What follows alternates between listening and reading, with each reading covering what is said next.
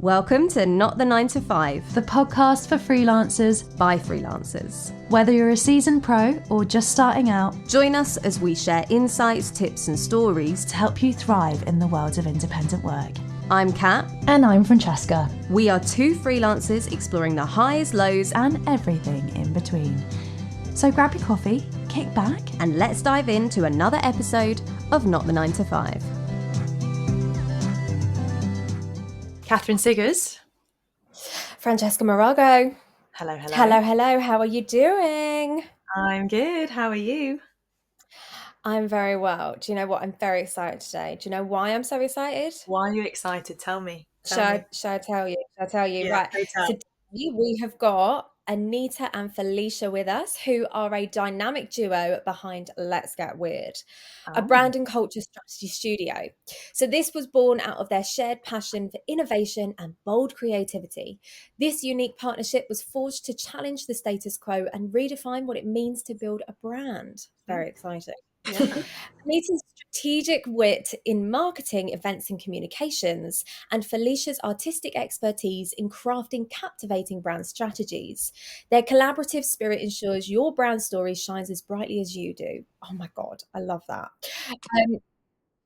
Anita and Felicia are living proof that when you mix passion, courage, and friendship, magic happens. Oh my goodness. Hello, Anita and Felicia. Hello. What an intro. So good to be here and chat with you all today. Oh my God. Let's dive into it. So let's start with Let's Get Weird. How was that born? Tell us that story. Yeah, well, Anita and I actually met in grad school.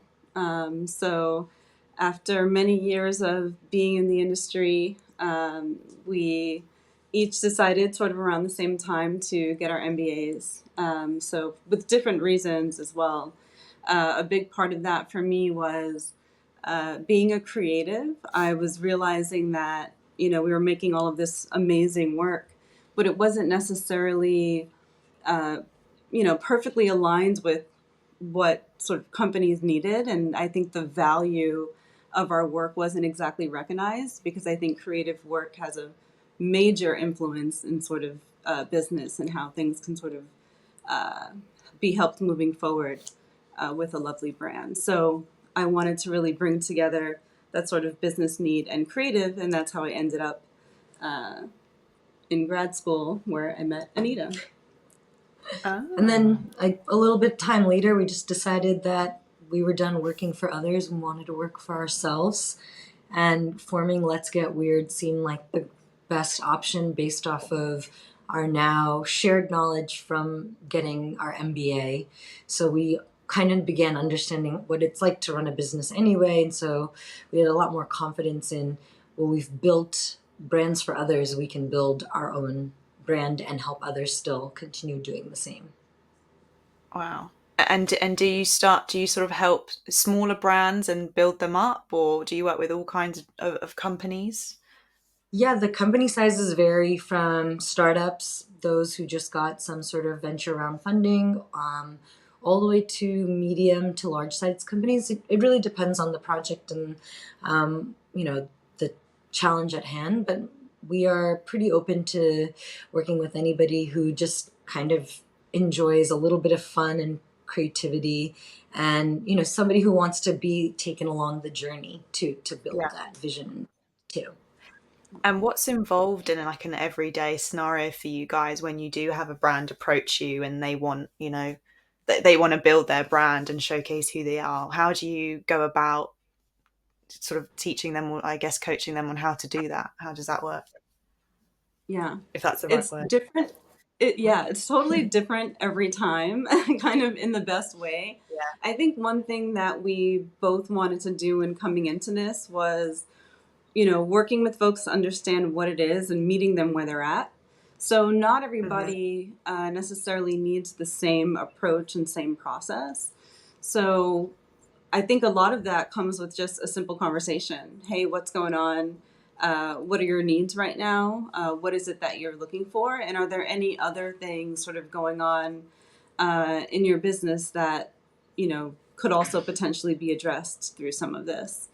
work. So sort of through that, we're able to identify what's needed. And of course, we have our buckets that we work with in a sort of general process with folks. But it really is, what are you trying to achieve? And a lot of time it's solidifying a vision, and really being able to work on a brand's identity and communication, especially as things sort of shift and evolved within a company. You said earlier that this is like you were fed up of like working for other people and like you're ready to like work for yourselves. Is this the first time you've both kind of gone into like the freelance world? Not the first time. I was working freelance for many years, either contract based or just kind of, bouncing around agencies and different type of companies for, I don't know, about 5 or 6 years.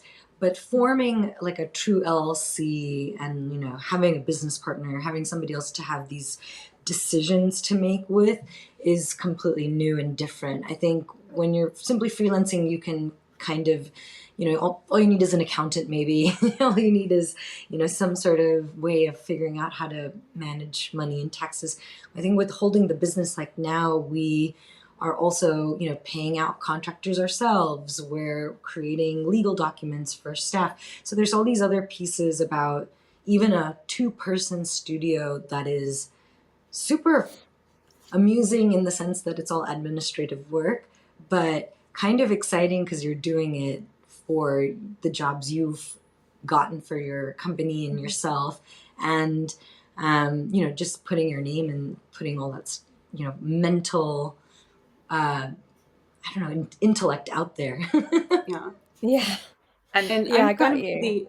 I'm like on the opposite end of the spectrum. My whole career, I really loved the security of having, a regular paycheck, and healthcare, especially in the US, is, you sort of need a job in order to have proper healthcare. So those things were always such a priority for me, that sort of stability.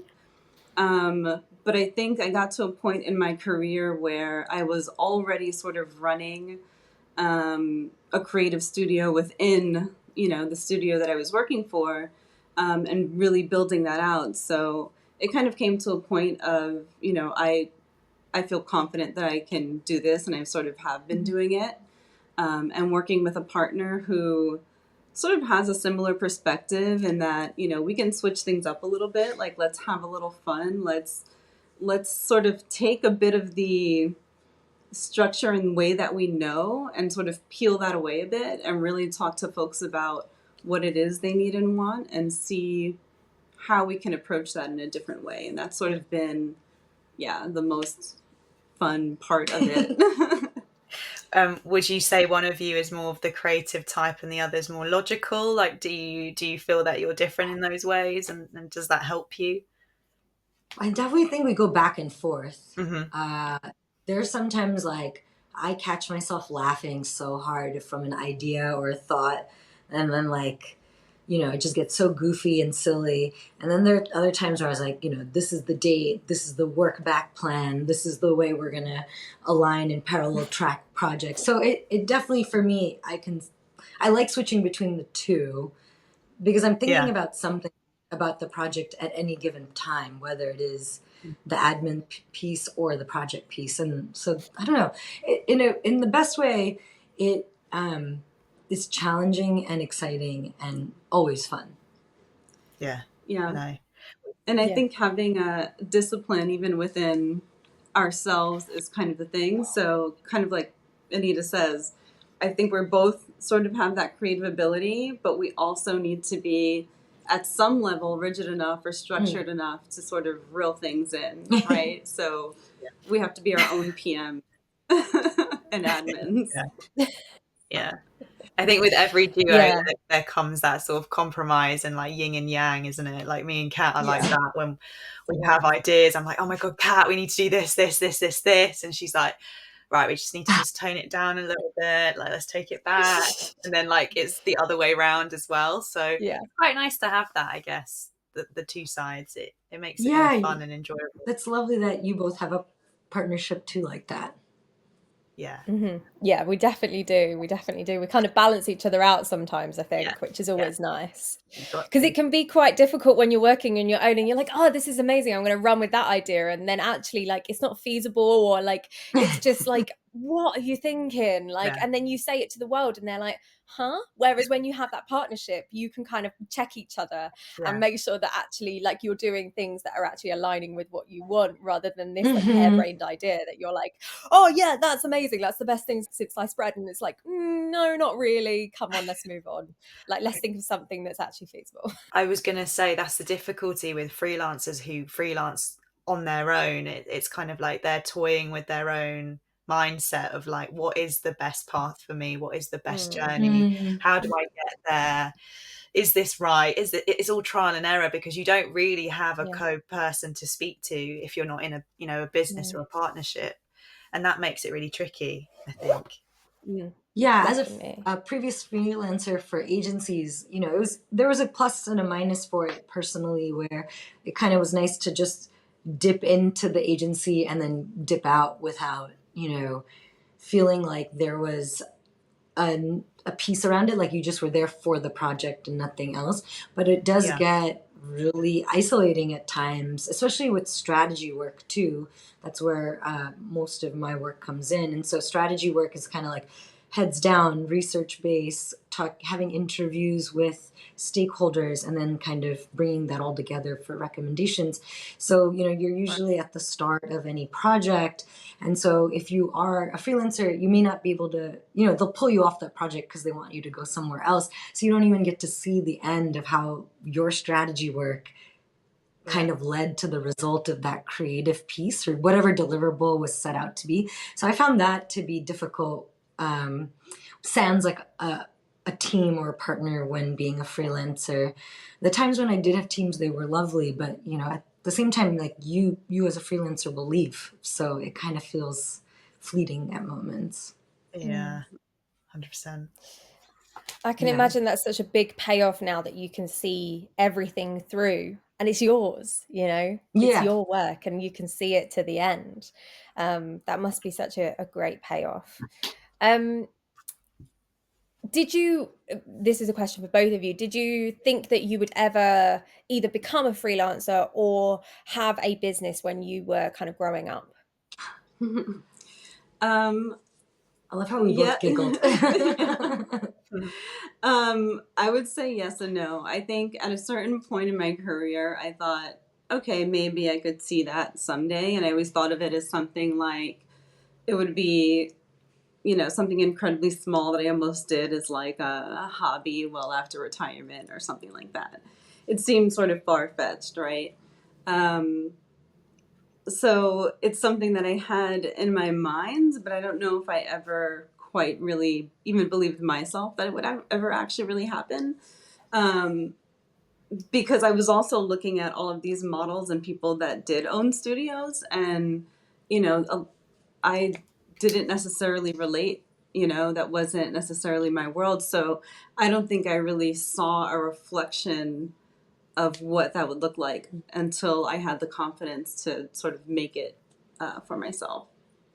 Yeah.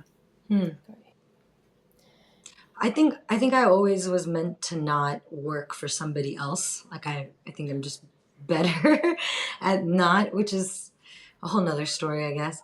But one of my first jobs was at the small one-woman show PR agency, and that actually was components of things where it was like cool to understand like how this person was growing a business, but there were also these cons. So at that time of, you know, being in my early 20s and seeing that, I was like, no. But then as I kept on going through different job positions, I was like, oh, I think on my own could be nice, but I never felt confident about going on my own solo. Right. And so it just took a little bit of time. But then now that Let's Get Weird is a year old, I realize like even looking just around me amongst peers or family, so many people are business owners. So it's kind of like this neat like place to live in where you can actually like speak to a lot of individuals who run a small business. Like my best friend's brother, you know, my cousins, just, you know, uncle. Like there's so many people that actually are doing the same thing, and it's nice to have that community support even. I was going to say, is it quite common in the US for lots of people to have businesses? And the second question is there any sort of courses or is there like a sort of, I guess, a platform for people to then become freelance if they're thinking about it? I know here in the UK, there isn't really, like, there's nothing at university or anything that would really kind of make you think about freelancing or venturing into that. Everyone goes, you need to get a 9 to 5 because that's how you survive, you know. Yeah, so true. I think there are websites like, you know, Upwork, Fiverr, even on LinkedIn, people just constantly are posting. And then there's a bunch of like Slack community book groups that you can get freelance gigs or, you know, remote jobs, things like that. So there's a plethora, I think, a lot of resources for that. I think to the end of what you're saying about like you're out of college and like what your job should be, that's a really good point. I don't think I understood freelance until that like small PR agency, because I was hired as a contractor. So like it was just like the taxes, obviously, and the way the accounting looks is then you're at least in the US, kind of delineated in a different category, because there's you know, the boring stuff happens with payroll, right? And so yeah, only when I realized kind of like how much money I could make, what like the flexibility was of the job, did I start to understand it. But no one ever said like that's a great avenue to look for. Because of healthcare too, mostly in the US as well, right? There's a lot of benefits that you're going to have to pull back or sacrifice on if you're not working with a private company. That was a big part of it for me. Like I was not necessarily discouraged from being freelance or working independently. It just wasn't a thing. It's like you know, my parents are, you know, like blue collar, like city and state workers. So in the US, that means you get a pension and there's sort of like all of these long-term benefits for retirement and that kind of thing. And I remember them saying to me at a young age, like, you know, get a job where you have a pension. And like, that was incredibly good advice. Like that is a very secure advice, but it's not what I saw for myself. So I felt like I always had to, or, you know, all along I was kind of figuring it out as I went. Because again, I didn't necessarily see examples of what it is that I wanted. I just knew that I wanted something else. And I knew that I wanted to figure out how to do that. So from a young age, I just started having conversations with folks around what it is they did and like if they liked it and, you know, what would they do with art, that sort of thing, and found my way. And you mentioned your parents are very sort of like blue collar, like strategic in the jobs that they do just because they want that safety. Do you feel like they've been supportive of now your venture into this freelance world? Like how has that been? Have you had struggles with that? Yeah, totally. I think they're super supportive. I think, you know, now, because, you know, I think I'd sort of proven myself. And one thing I realized is, you know, educating your parents on what it is you do and giving examples, because I think that's really helpful. You know, the kind of work I did. And then whenever I would like finish a project that was out in the world, I would share it with them and they were able to say like, okay, I understand what this branding and marketing thing is that you're doing. And now I can sort of speak to it. And that really helped with making them sort of even advocates for this kind of work, right? That's great. That's great. You do need that support from your family, don't you? You know, it really helps in helping realize what you actually want to achieve.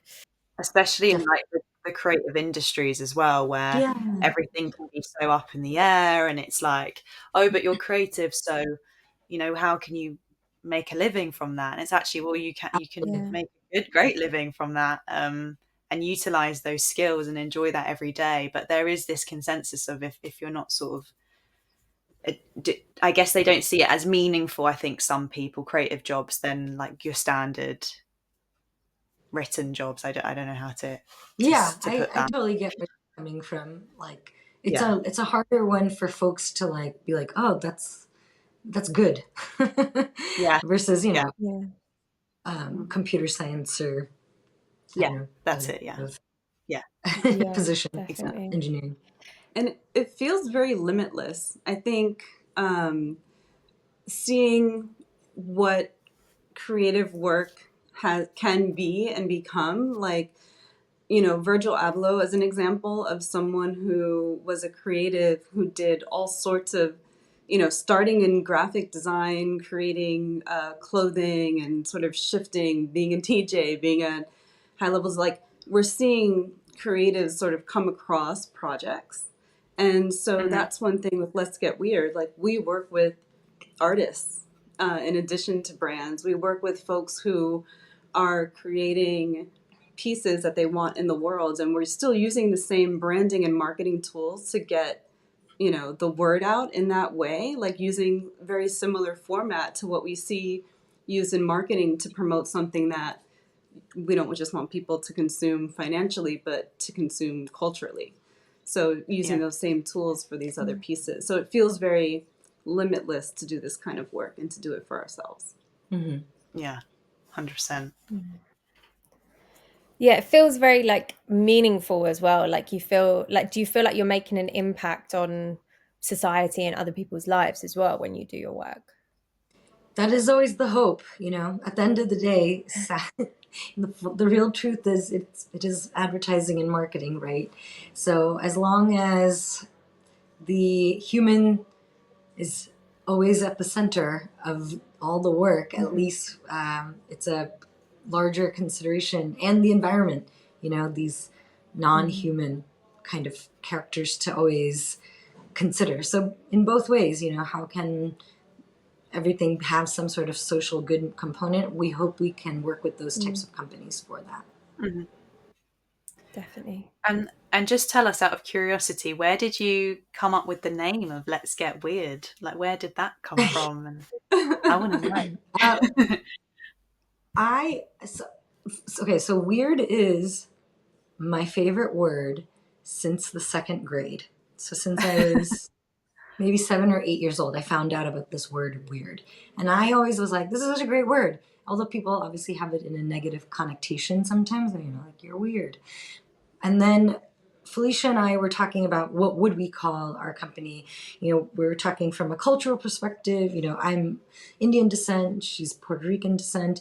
Our parents came to the United States, started lives, we grew up there. So, while we have very different cultures, like there's a lot of interesting similarities of the environment of where we grew up, and we grew up in different parts of New York. We've lived in different parts of California. So we also have like a lot of overlapping experiences from even that, speaking of environment. In any case, it's still always weird, right? It's always like you have one crazy idea, I have one crazy idea.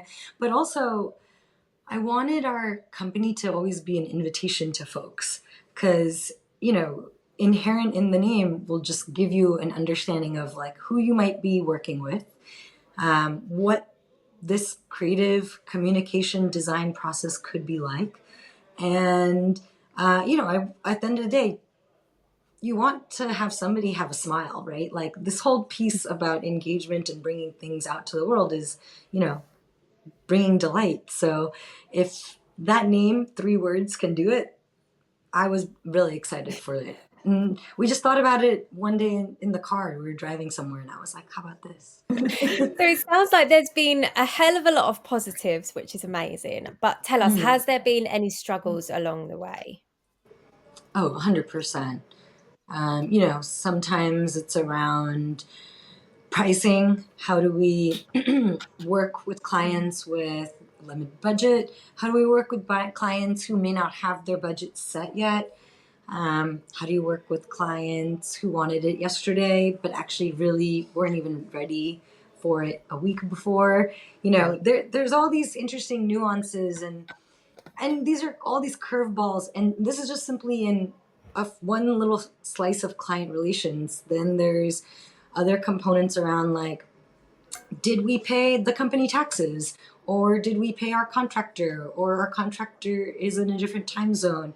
Did we get that time zone correct to have a meeting with them. Like it's all these like small little things to big things about your relationship with the clients and your relationships with the contractors. I think sometimes, obviously, not receiving a project or things like that we were obviously really excited about or wanted to really work on is always a downfall, because we're two people, so luckily we're capable of getting 2 times the work done in any given point, but at the same time that's still limiting in proposals to put out or meetings to be had, so on and so forth. The other interesting piece is I'm on the West Coast and Felicia's on the East Coast. So in reality, we have like more hours of the day to work in, but we're also missing each other between that 3-hour time difference, even in the US. Oh wow! How do you navigate that then? Because it must be really difficult to have conversations and things about important clients and projects.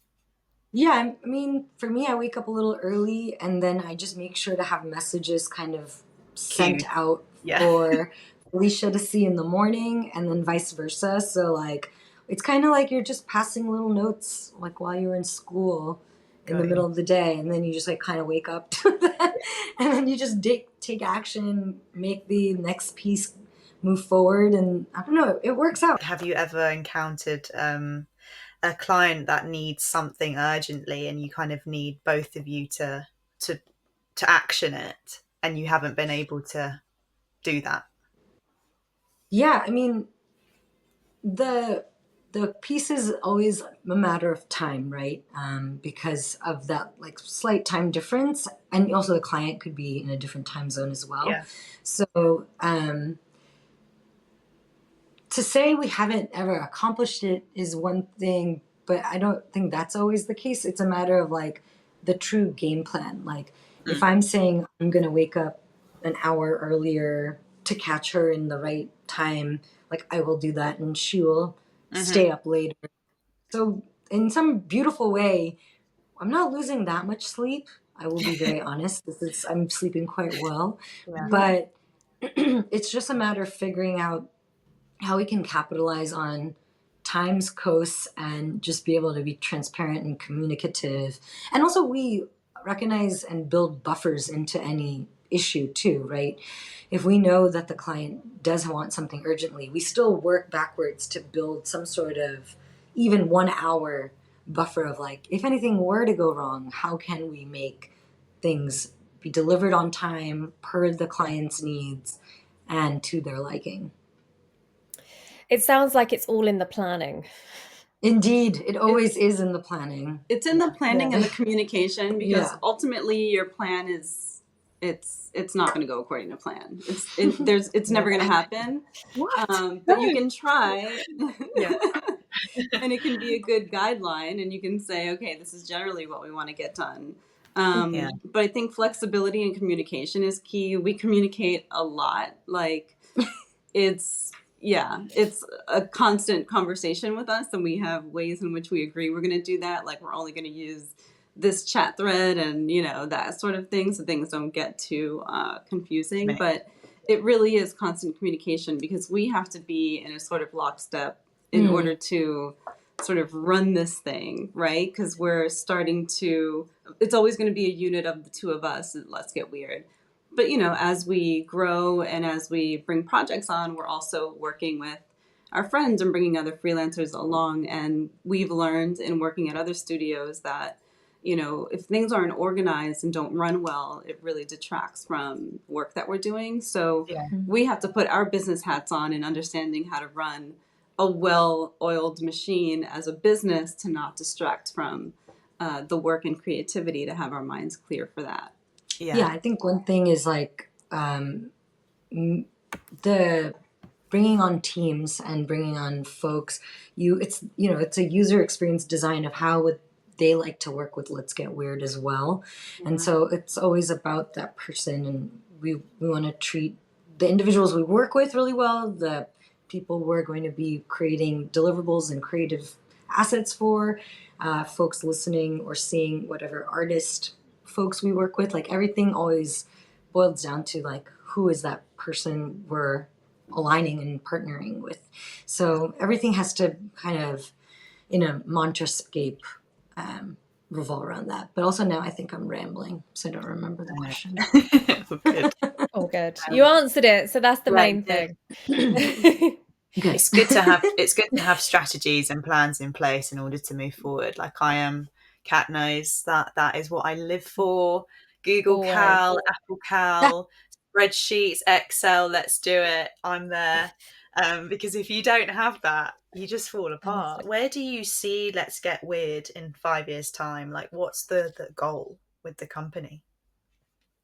Oh man, yeah, we talk about it a lot. I mean, we have obviously like revenue goals. So from the business perspective, like we want to see not like a steady level of, you know, growth such that we can sustain more of our peer network to hire for projects or our partners that we work with. And I think, you know, the level of freedom this has granted us of, you know, feeling like we can work with anybody around the world, one, and two, we can work anywhere around the world as well, has opened up like a cultural experience of like, I would love Let's Get Weird to focus more on different kinds of projects. And so that's the growth I consider it as, and culturally from that worldly perspective. My hope is that Let's Get Weird is doing something that we can't even imagine that we would be doing now. I like that. I think one thing that I always want to stay open to is the way we work, or what does it mean to work with a studio, or what does a studio model look like?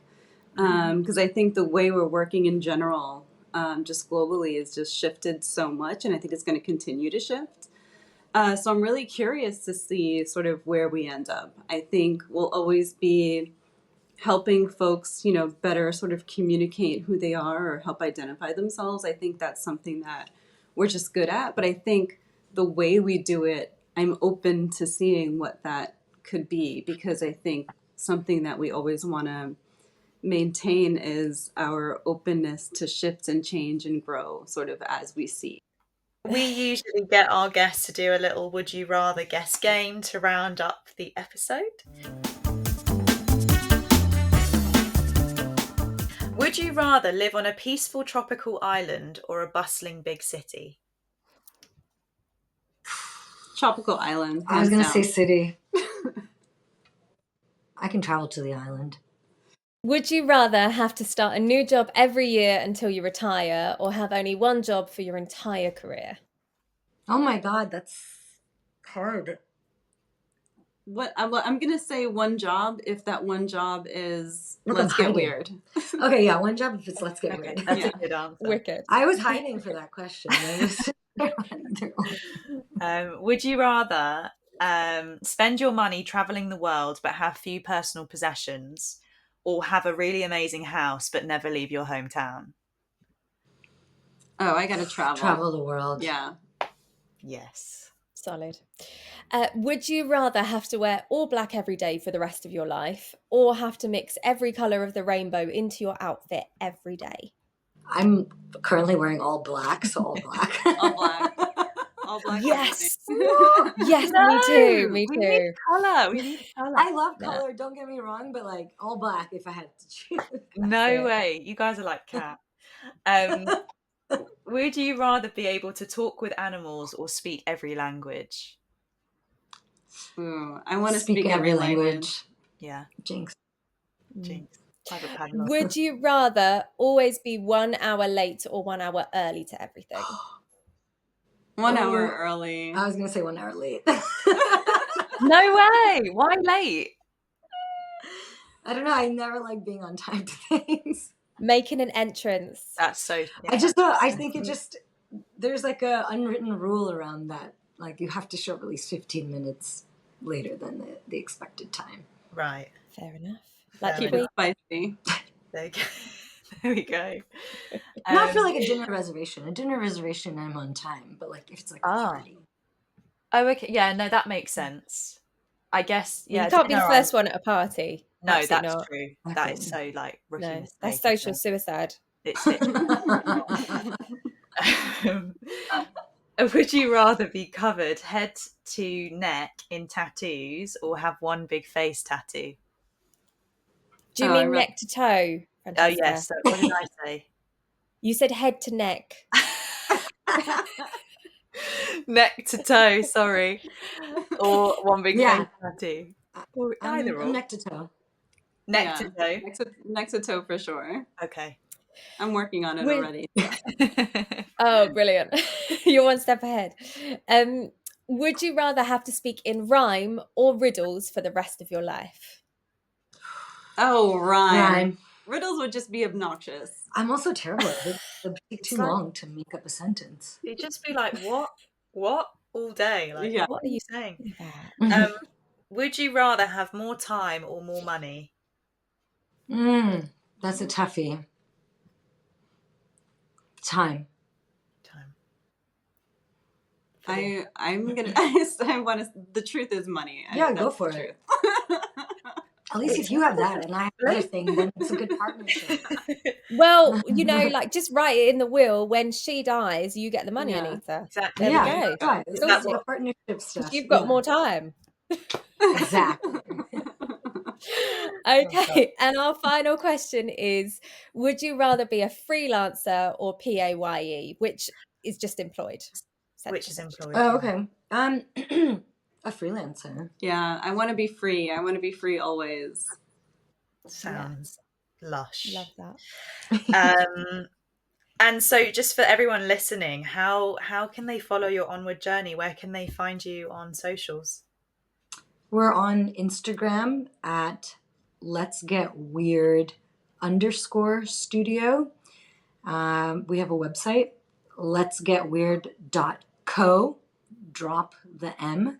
Oh, And yeah, alternative.